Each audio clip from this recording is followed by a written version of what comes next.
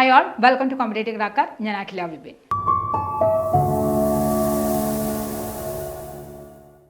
December 10 അതാണ് set എക്സാമിന് apply ചെയ്യാനുള്ള ലാസ്റ്റ് ഡേറ്റ്. നിങ്ങളിൽ പലരും അപ്ലൈ ചെയ്തിട്ടുണ്ടാവും, ഇനി അപ്ലൈ ചെയ്യാനുള്ളവരും ഉണ്ടാവും അല്ലേ. കഴിഞ്ഞ പ്രാവശ്യമൊക്കെ എക്സാം എഴുതി നിരാശപ്പെട്ട് മാറിയിരിക്കുന്നവരും ഉണ്ടാവും ഈ കൂട്ടത്തിനകത്ത്.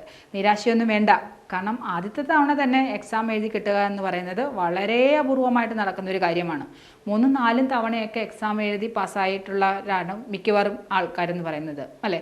അതുകൊണ്ട് നിരാശയൊന്നും വേണ്ട, അപ്ലൈ ചെയ്തിട്ടില്ലെങ്കിൽ വളരെ പെട്ടെന്ന് തന്നെ അപ്ലൈ ചെയ്യുക. പിന്നെ വേറൊരു കാര്യം കൂടിയുണ്ട്, നിങ്ങൾ ഈ പ്രാവശ്യം അപ്ലൈ ചെയ്യണോ വേണ്ടിയോ എന്നുള്ള തീരുമാനിക്കാനുള്ള കാരണം എന്താ വെച്ചാൽ, ഇനി ഈ സെറ്റ് എക്സാം ഞാൻ പാസ്സായത് കൊണ്ട് എനിക്ക് HSST എഴുതാൻ കഴിയില്ലല്ലോ എന്നൊരു ചിന്ത കൂടി നിങ്ങളെ പിന്നോട്ട് വലിക്കും അല്ലേ.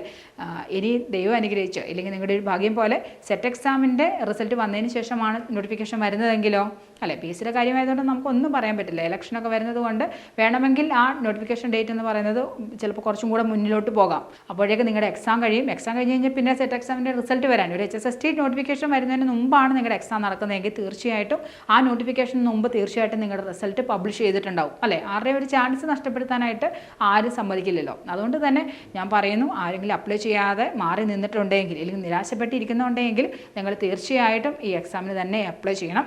ഇനി 60 ദിവസം മാത്രമല്ലേ ഉള്ളൂ, ഇനി ഞാനത് എഴുതി കഴിഞ്ഞാൽ കിട്ടുമോ എന്നും വിചാരിക്കുന്നവരുണ്ടാവും അല്ലേ. ഈ 60 ദിവസം എന്ന് പറയുന്നത് വളരെ കൂടുതലൊന്നുമില്ല, കുറവുമല്ല. വേണ്ട പോലെ പഠിച്ചു കഴിഞ്ഞാൽ, ആവശ്യമുള്ളത് മാത്രം പഠിച്ചു കഴിഞ്ഞാൽ ഈ 60 ദിവസം എന്ന് പറയുന്നത് നമുക്ക് നന്നായിട്ട് പഠിച്ച് ഒരു 2 വട്ടം റിവിഷൻ ചെയ്യാനുള്ള സമയമുണ്ടെന്നേ ഞാൻ പറയുള്ളൂ.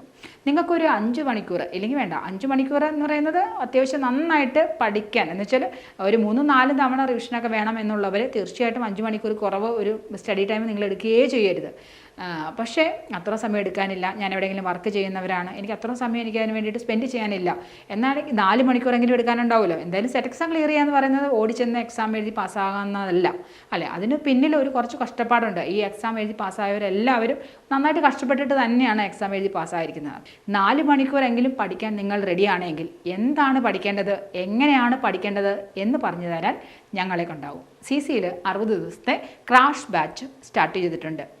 പഠിക്കേണ്ട കാര്യങ്ങൾ വളരെ കൃത്യതയോടുകൂടി സിസ്റ്റമാറ്റിക്കായിട്ട് വേണ്ട രീതിയിലുള്ള പഠനം, ഏറ്റവും നല്ല രീതിയിലുള്ള റിസൾട്ട് പ്രൊഡ്യൂസ് ചെയ്യാൻ ഞങ്ങളെ കൊണ്ട് സാധിച്ചിട്ടുണ്ടെങ്കിൽ തീർച്ചയായിട്ടും അത് ഞങ്ങൾ കൊടുക്കുന്ന ക്ലാസ്സിൻ്റെയും ഞങ്ങൾ കൊടുക്കുന്ന ലൈവ് ക്ലാസ്സുകളുടെയും മെച്ചം തന്നെയാണ് അല്ലേ. ഈ ലൈവ് ക്ലാസ്സുകളിൽ പങ്കെടുത്താൽ മതി. എനിക്ക് തോന്നുന്നു ലൈവ് ക്ലാസ്സുകളിൽ മാത്രം പാർട്ടിസിപ്പേറ്റ് ചെയ്ത് ഞങ്ങൾ കൊടുക്കുന്ന കണ്ടൻറ്റ് മാത്രം പഠിച്ച് പാസ്സായിട്ടുള്ള ഒരുപാട് കുട്ടികളെ ഞങ്ങൾക്കറിയാം.